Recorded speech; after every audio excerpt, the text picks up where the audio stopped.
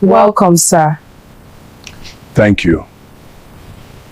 Chief, you said you're not married, but you have 4 wives. They are good women.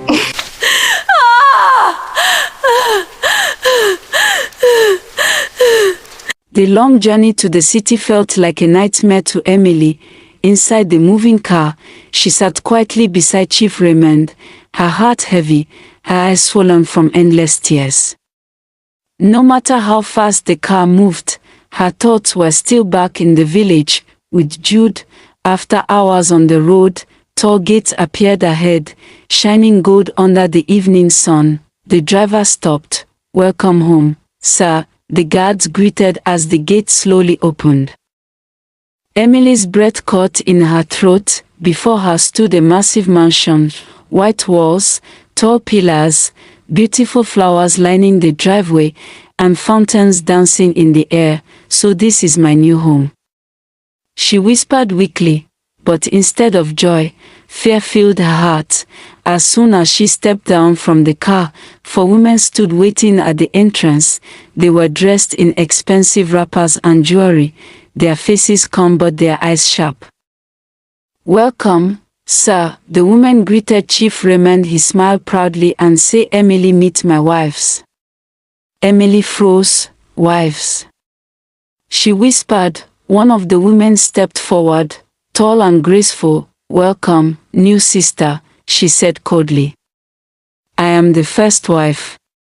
Another woman smiled bitterly. "Second wife." "Third wife," the next added softly. "And I'm the fourth," said the last, her eyes full of tired pain. Emily's words spun. "Sir." She turned slowly to Chief Raymond, her voice shaking. You said you were not married." He avoided her eyes and cleared his throat. "Emily, calm down. They are good women. They only failed to give me a child. That is why I married you. You will give me the son I deserve." Her knees almost gave way. "So you lied to me," she cried. The first wife scoffed. "He lies to all of them." The second wife looked at Emily with pity. "We were once young like you." The third wife wiped her eyes quietly. The fourth whispered, "Welcome to suffering, my sister." Emily broke down completely. She fell to the floor, crying bitterly. "God, what have I entered into?" Chief Raymond turned away impatiently. "Take her to her room. She will get used to it." As the maids led her away, Emily's heart screamed one name again and again: Jude. Jude. Far away, back in the village, Jude lay weakly on a mat inside his small room at the workshop.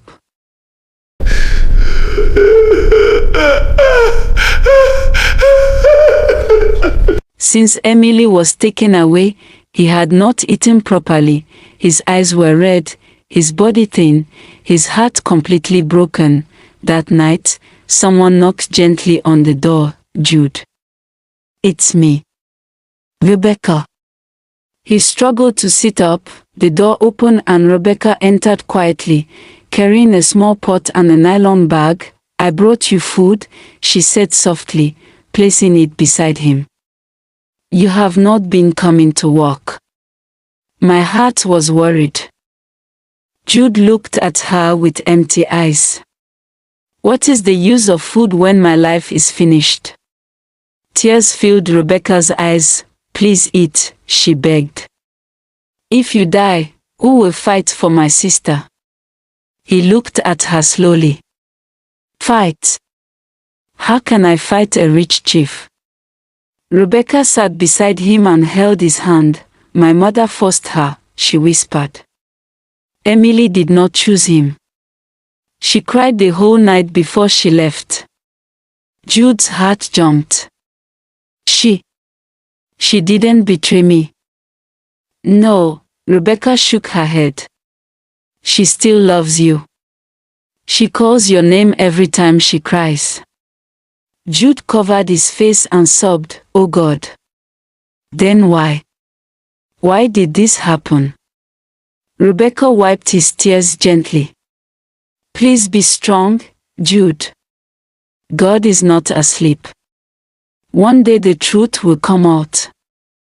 She opened the pot and fed him with her own hands. As Jude slowly ate, a small fire began to return to his broken heart, hope. And far away in the big mansion, as night fell, Emily sat alone on a soft bed she did not want, listening to the quiet sobs of the 4 wives from different rooms, all of them prisoners of the same man. The first night in the mansion was the longest night of Emily's life. The room they gave her was big and beautiful, soft bed, shining mirrors, expensive curtains, but to Emily, it felt like a prison. She sat on the edge of the bed, hugging her knees, crying quietly. Late in the night, the door opened, Chief Raymond entered. Emily quickly stood up, fear written all over her face. My lord," she whispered. He looked at her slowly from head to toe, his eyes full of hunger, not love. "Remove your clothes," he ordered coldly. Her whole body shook. "Please, sir. I am tired. Can I rest first?" Before she could finish, a hard slap landed on her face. "Do not talk back to me," he thundered.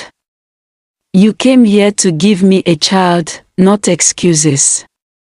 Emily fell to the floor, crying. He dragged her roughly to the bed. That night, Emily did not know whether she was alive or dead. When morning came, she lay weak and broken, tears soaking the pillow. From that day, her suffering truly began. The first wife hated her deeply. "You think because you are young you will replace us," she sneered one morning. "You will suffer here more than all of us."